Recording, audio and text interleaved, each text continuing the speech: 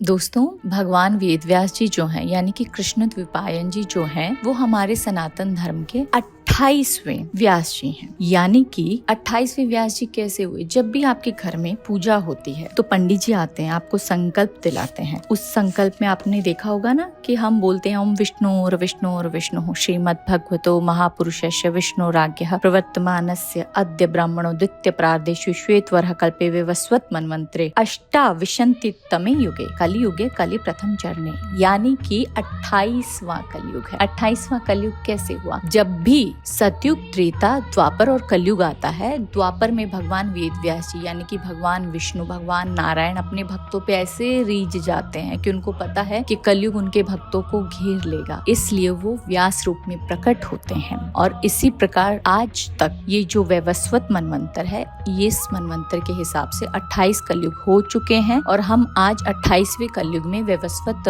मनवंतर में हैं। इसलिए जो व्यास जी हैं, जो कृष्ण द्विपायन है, वो सनातन धर्म के 28वें व्यास हैं। जब भी हम संकल्प देते हैं, पंडित जी हमको ये बड़ा डीपली मेंशन करने के लिए बोलते हैं कि हम कौन से कलयुग से हैं, हमारे व्यास जी कौन है, हमारा गोत्र क्या है, हमारे मनु कौन है और हम कौन से कलयुग के कौन से चरण में हैं। ये सब हम मेंशन करते हैं। यही तो ब्यूटी है हमारे सनातन धर्म की। लेकिन हम रट रहे हैं, हम फॉलो भी कर रहे हैं, लेकिन हम समझते नहीं हैं।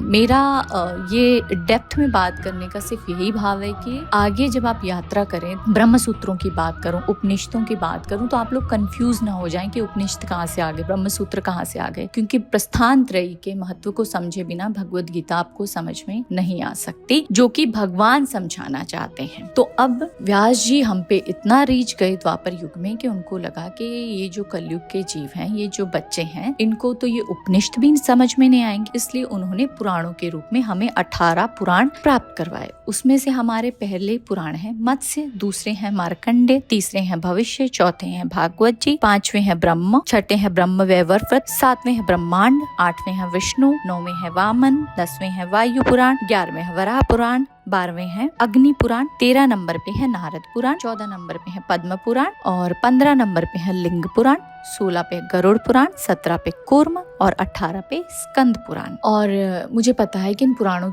को ऐसे समझना बड़ा ही टफ है, इसलिए हमारे आचार्यों ने हमें एक श्लोक दिया है। अगर ये श्लोक आप सब लोग लिख लें या आपको गूगल से भी मिल जाएगा, लेकिन मैं एक बार इस श्लोक को रिपीट कर देती हूँ। तो इस श्लोक को अगर आप याद कर लेंगे तो आपको 18 पुराण बड़े अच्छे से याद हो जाएंगे। मध्वयम, भद्वयम, व्रत्रयम, वचतुष्टयम, अनापलिंग कुस्कानि पुराणानि प्रचत दक्षते। तो ये अगर आप श्लोक याद कर लेंगे, अगर आप लोगों का मैसेज आएगा तो मैं इसका फोटो भी डाल दूंगी ग्रुप पे, ठीक है। तो ये हमारे 18 पुराण हैं। आप सोचिए वेद व्यास जी को हम लोगों की कितनी चिंता थी कि उन्होंने वेदों से प्रस्थान त्रयी बनाई, उपनिषद बनाए, भगवत गीता बनाई, पुराण बनाए, लेकिन फिर भी उनको सेटिस्फेक्शन नहीं हुआ कि आप और हम लोग इसको समझ पाएंगे। समझने के बाद वो तो ये चाहते हैं ना कि हम अप्लाई भी करें और हम सही रास्ते पर भी चलें, ताकि हम इस संसार का जो इवोल्यूशन है उसको हम मेंटेन करें। उसके बाद हमारे सनातन धर्म में 2 हमारे इतिहास भी है, महाभारत और रामायण। तो श्रीमद् भगवत गीता जो है वो महाभारत के भीष्म पर्व का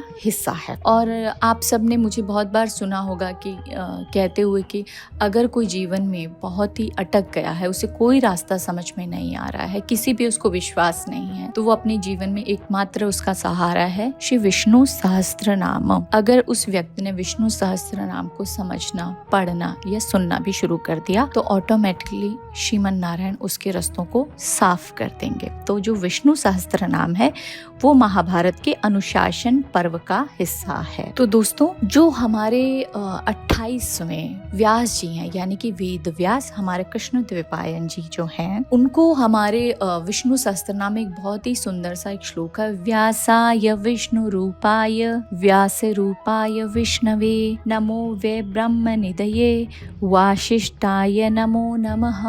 यानी कि ये जो व्यास जी हैं, जो कृष्ण द्विपायन जी हैं, ये नहीं रीझ रहे हैं हम पे, ये स्वयं नारायण कृष्ण द्विपायन के रूप में आके हम पे रीझ रहे हैं कि किसी भी प्रकार मेरे भक्त, मेरे प्यारे बच्चे, मेरे दिए हुए वेदों के ज्ञान को जितना इजी हो सके उस उस तरीके से ये समझ पाए, इसलिए वो बार बार व्यास रूप में प्रकट होते हैं और हमारे लिए इस ज्ञान को इलेबोरेट करते हैं। तो एक बड़ा ही सुंदर श्लोक है, क्योंकि इतना सारा ज्ञान देने का भाव ये है कि वेद आए, पुराण आए, महाभारत आए, इतिहास आया, सब कुछ आया, लेकिन व्यास जी फिर भी एक श्लोक हम लोगों को बोलते हैं, सर्वोपनिषदो गाव दुग्धा गोपाल नंदना। गोपाल नंदन कौन है? गायों के ग्वाले कौन है? हमारे भगवान श्री कृष्ण, परम पिता परमेश्वर, परम पूज्य, सर्वशक्तिमान जगत पिता नारायण, हमारे जो भगवान हैं, कह रहे हैं कि भगवत गीता को गाते हुए भगवान ने क्या किया है? भगवान ने अर्जुन को बछड़ा बनाया है और उपनिषदों का जितना ज्ञान है, खुद भगवान